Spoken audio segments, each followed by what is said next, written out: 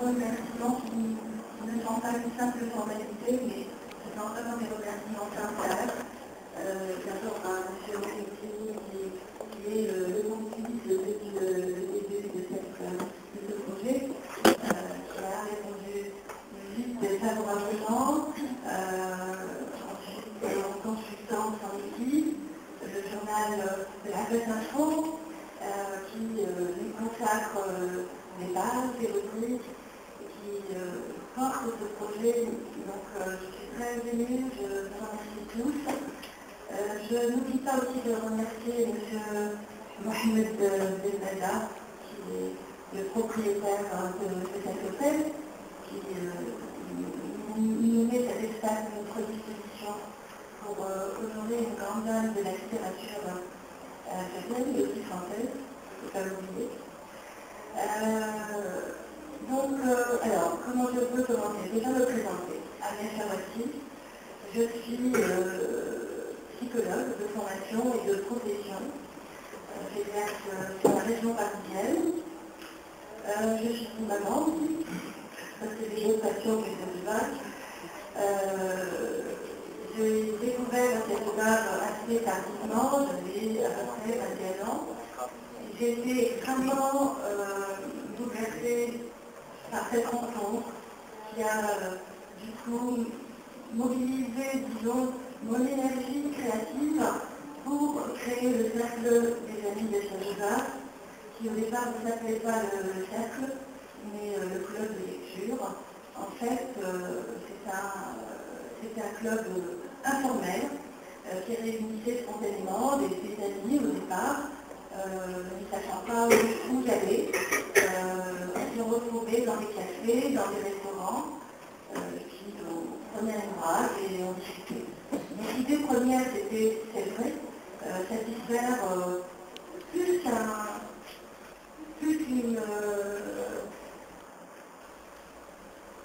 plaisir de littérature, mais c'était un besoin de créer un club, un cercle qui réunit des lecteurs pour parler de notre lecture. Ce cercle réunit donc des individus qui ne sont pas forcément des spécialistes de la littérature, je n'en suis pas du tout une, mais j'aime la littérature, j'aime la lecture. Il s'avère que SFR me parle beaucoup plus que d'autres écrivains que j'apprécie, que je lis passionnément aussi, mais SFR me touche physiquement. Et voilà, me parle, m'interpelle en permanence. Alors, ce cercle donc, a été créé par moi en 2005 sur la région parisienne.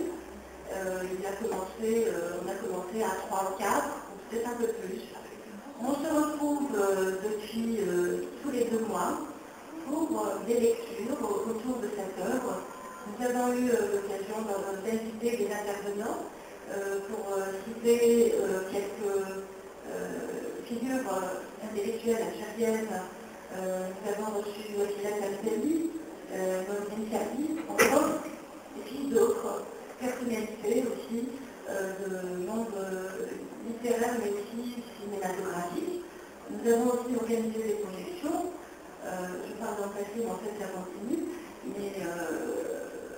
Et puis en 2010, nous avons organisé une journée d'études avec le partenariat de Columbia University qui nous a mis à notre disposition le centre culturel à Paris, près de Montparnasse, pour organiser une journée d'études.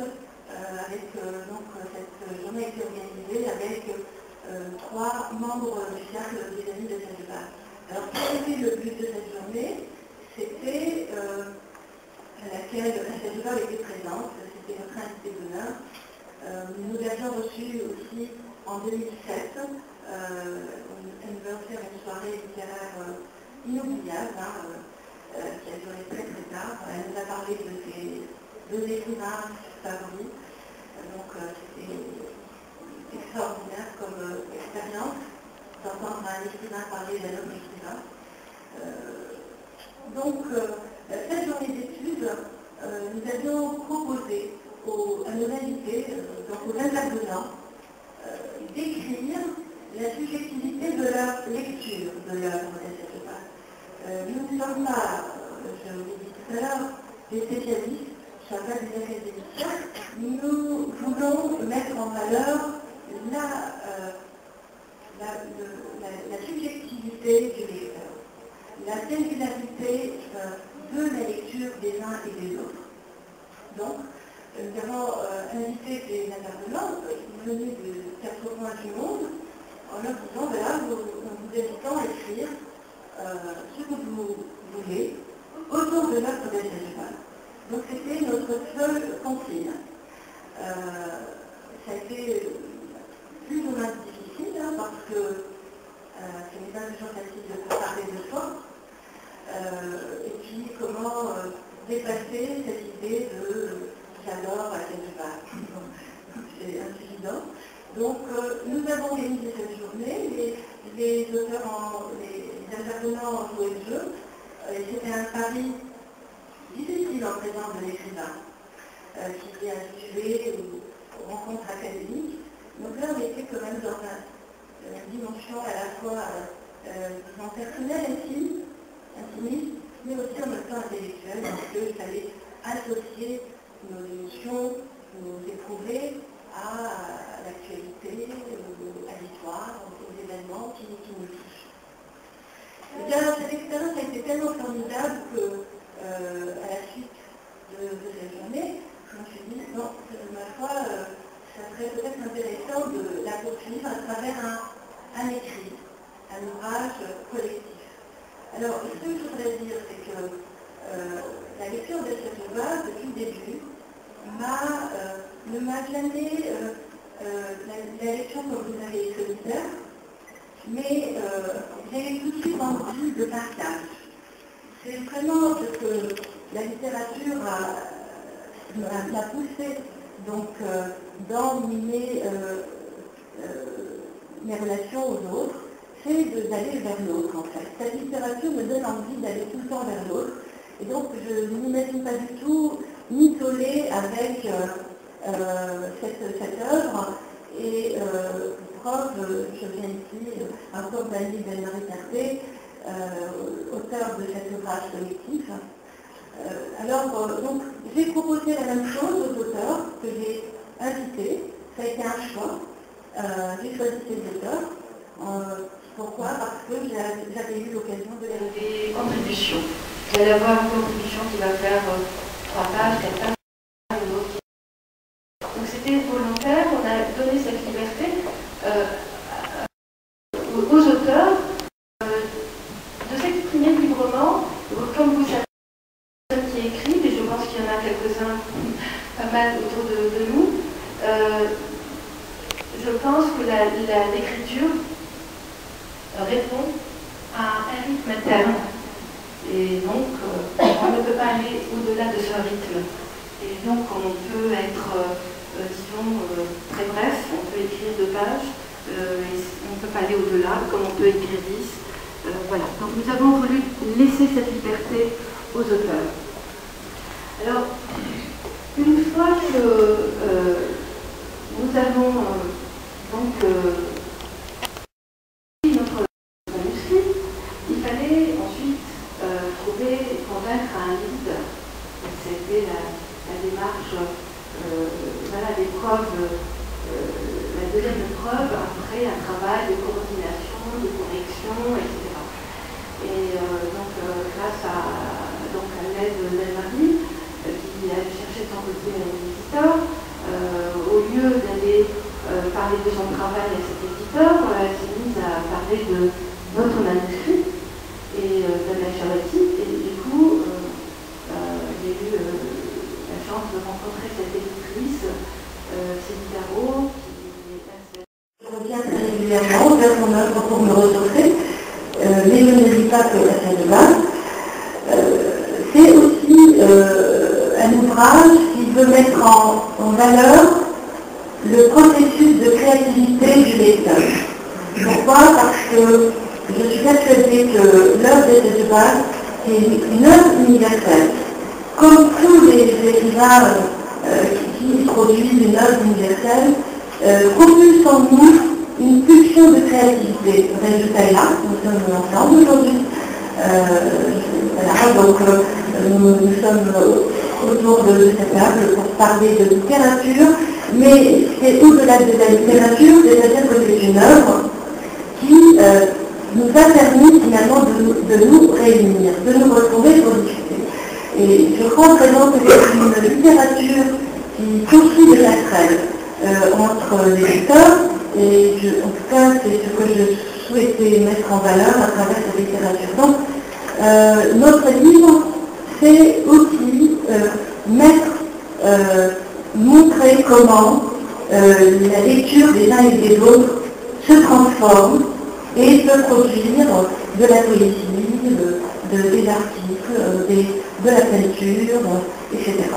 Voilà un peu le but de notre ouvrage. Alors, tout à l'heure, M. Doumani m'a présenté SG2A. Je pense qu'ici, nous sommes peut-être un peu tous d'accord, voilà, pour dire que cet écrivain, une des figures majeures de la littérature algérienne, mais aussi française, malheureusement peu connu, malgré tout, aussi bien en Algérie qu'en France. Je vois aussi combien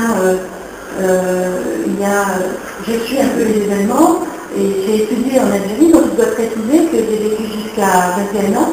Donc j'ai fait un bout de l'université algérienne, donc j'ai fait toute ma scolarité en Algérie. Je ne me souviens pas avoir entendu parler de SG2A. Je l'ai découverte par hasard dans les années 90 avec Loin de Médine. Ça devait certainement correspondre à ces événements, ce qui m'avait interpellée. Et c'est comme ça que je me suis dit, mais qui est cette femme pour écrire comme ça? Et là, en retournant en France, où je suis partie faire mes études de psychologie, je réalise que toute mon œuvre est publiée en France.